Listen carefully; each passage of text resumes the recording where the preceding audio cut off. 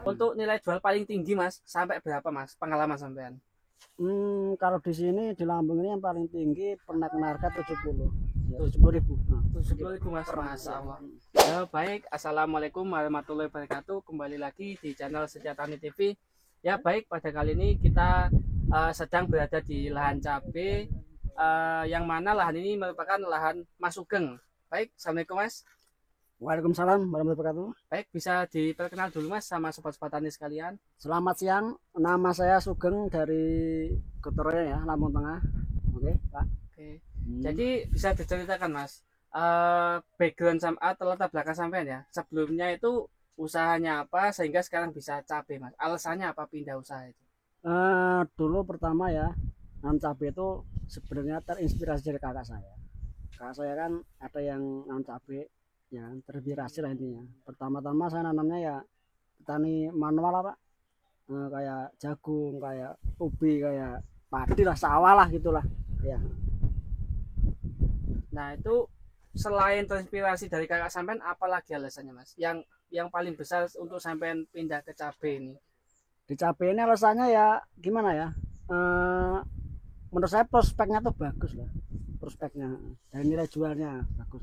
Dari nilai jualnya. Hmm. Nah, ini ngomong masalah nilai jual Mas. Hmm. Untuk nilai jual paling tinggi Mas, sampai berapa Mas? Pengalaman sampean? Kalau di sini di Lampung ini yang paling tinggi pernah kena harga 70. Ya, 70.000. Nah, 70.000 Mas, Masya Allah. Kalau sampean biasanya nanam untuk luasan lahan berapa Mas? Populasinya berapa Mas? Biasanya ya setengah 1 hektar nanam. Masya Allah. Ya. Untuk kalau setengah sama saya itu biasanya populasi berapa Mas? Berapa ribu pohon gitu? Kalau setengah kita pakai 16.000. Mas Allah, 1 hektar 16.000 batang. itu sekali tanam atau gimana Mas? Kita estafet Mas.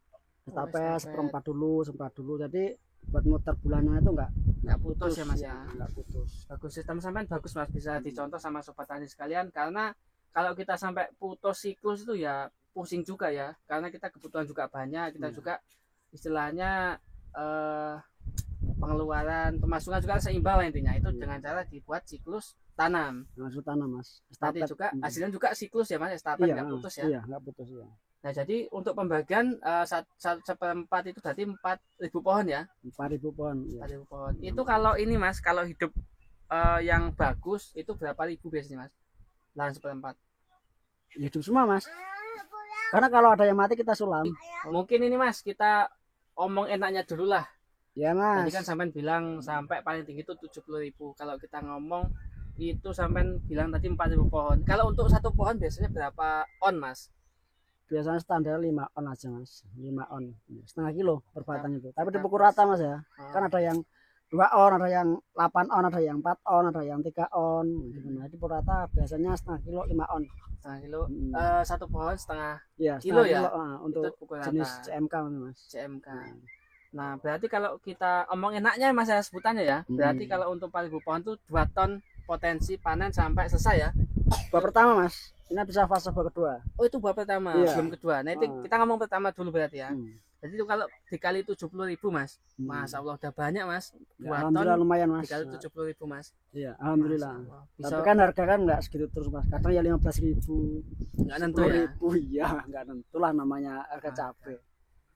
Nah, kalau untuk buah kedua Mas itu gimana Mas potensi hasilnya? Buah kedua sebenarnya sih ya kalau dibilang potensi masih bagus pertama Mas.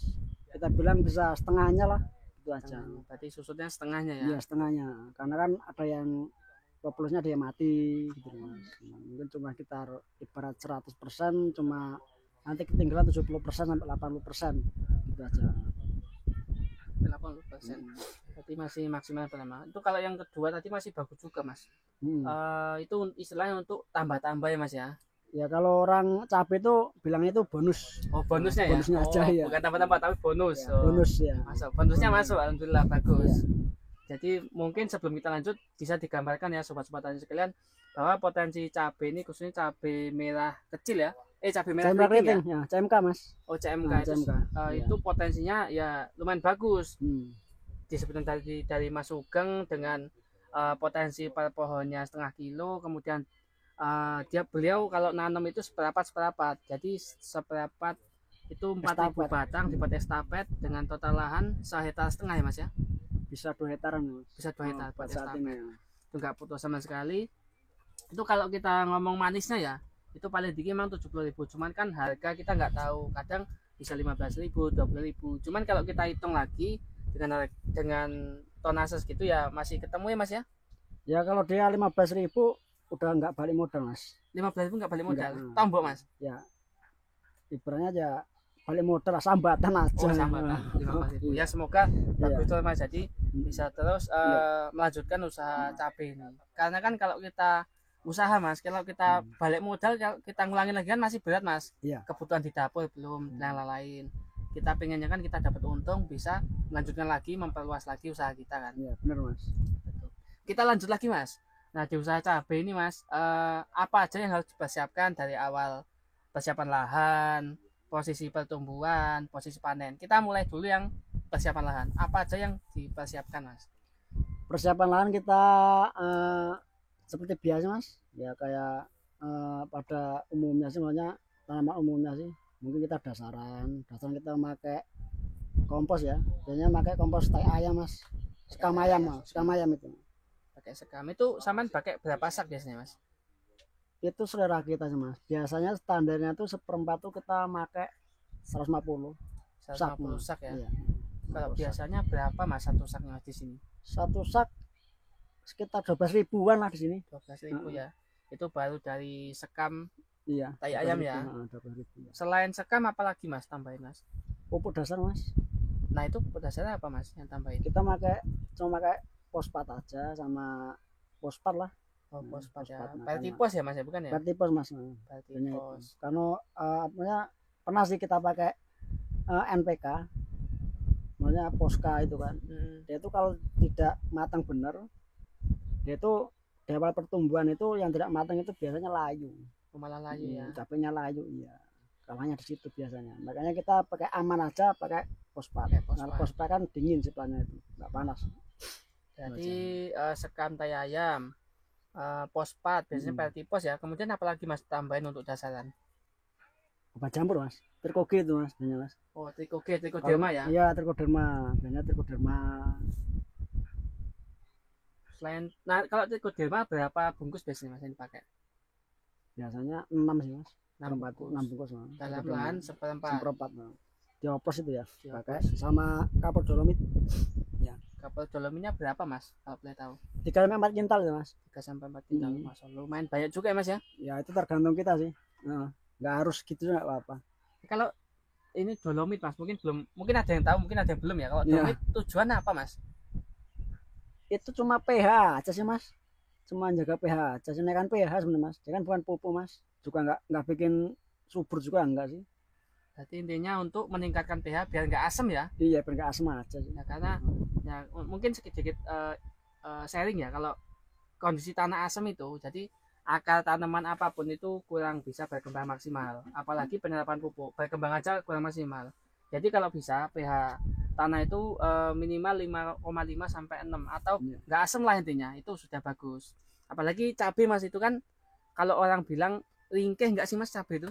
Ringkih Mas, kayak ngurusin bayi itu. Wah, kayak bayi ya. Iya, harus selalu dilus-lus, dimandiin ya sebutannya ya. Sebenarnya tergantung kita sih, kita bikin simpel ya simpel, kita bikin ribet ya ribet gitu aja. Tergantung kita ya. Tergantung kita. Jadi dari persiapan dasaran, setelah itu apalagi persiapannya Mas? Setelah dasaran ya kita olah lahan, tutup mulsa, udah.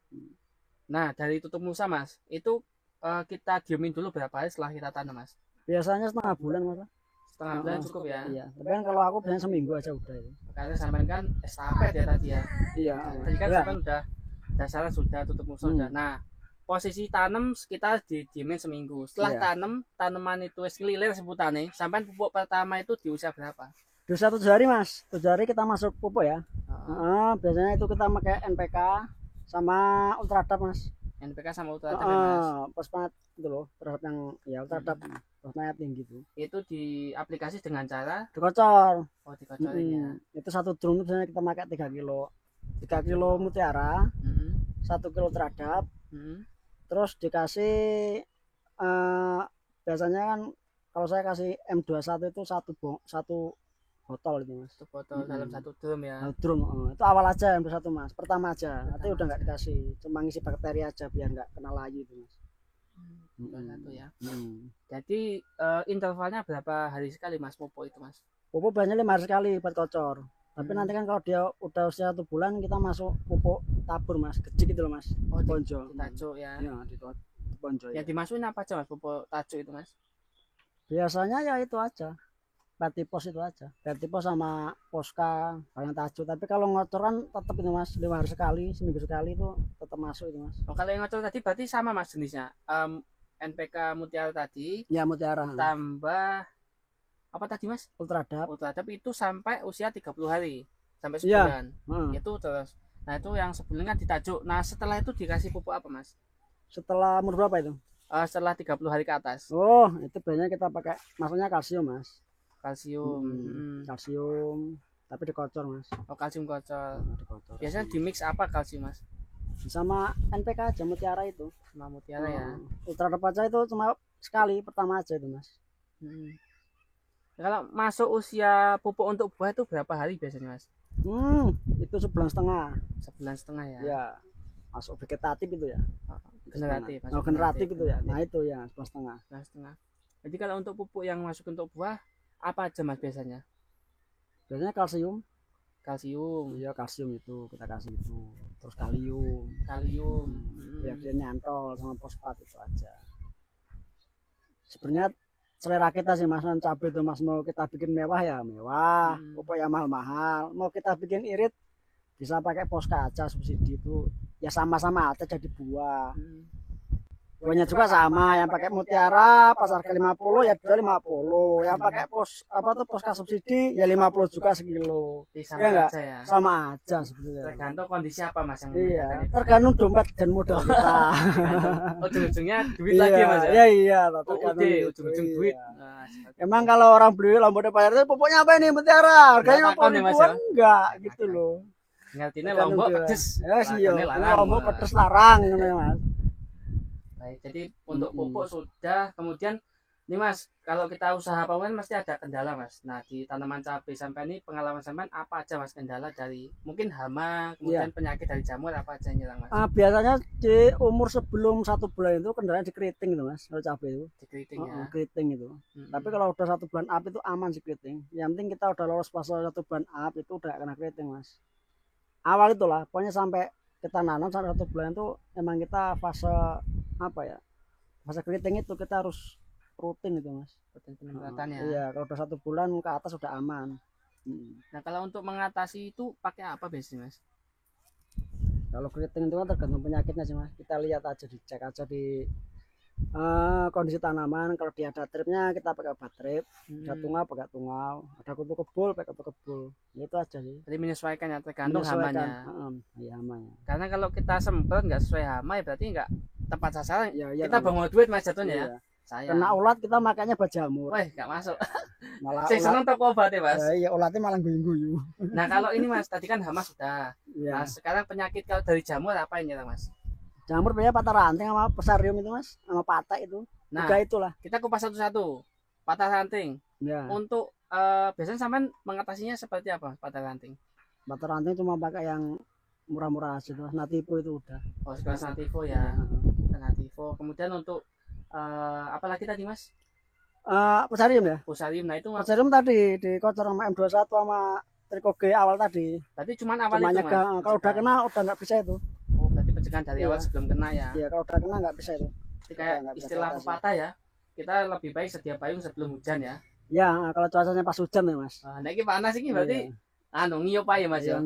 Sedia itu apa? Sedia taruh aja kalau panas gini. Baik itu berarti kendalanya itu ya mas ya. Iya. Kemudian mungkin sedikit mas, tadi kan yang bagus sudah, yang istilahnya yang enak lah dari potensi hasilnya. Kemudian kendala sudah, pembukaan udah, persiapan lahan udah. Kemudian sekarang mas mungkin terakhir sambil penutup lah, mungkin sampean bisa sedikit kasih motivasi untuk sobat-sobat tani sekalian atau anak-anak muda yang nonton. Mungkin sedikit sepatah dua patah kata biar jadi inspirasi mas, monggo. Generasi muda ya bertani itu maksudnya kalau kita melihat dari konteksnya itu ya dipandang sebelah mata sih, karena maunya kan identik dengan kotor ya kan, dengan capek, dengan gengsi sih. Tapi kalau kita bisa menekuni dan kita bisa konsisten, alhamdulillah hasilnya bisa melebihi orang yang kerja di kantoran. Masya Itu aja. Allah, Masya Allah. Jadi Baik. jangan malu dengan pekerjaanmu, itu aja. Karena petani setia ada singkatannya, penjaga tatanan negara Indonesia ya, Nah, salah ya? benar, Iya sip, juga ya. ya. Sip, Saliman Sip, dulu ya, Mas. Salimah. Oke, Follow sip, kita. ya, follow. Follow. Baik, mungkin cukup sekian video kali ini. Semoga bermanfaat. Terima kasih banyak Mas Sugeng atas motivasinya, atas ilmunya. Semoga bermanfaat. Jika dari kami ada salah kata, salah ucap, kami mohon maaf. Wassalamualaikum warahmatullahi wabarakatuh.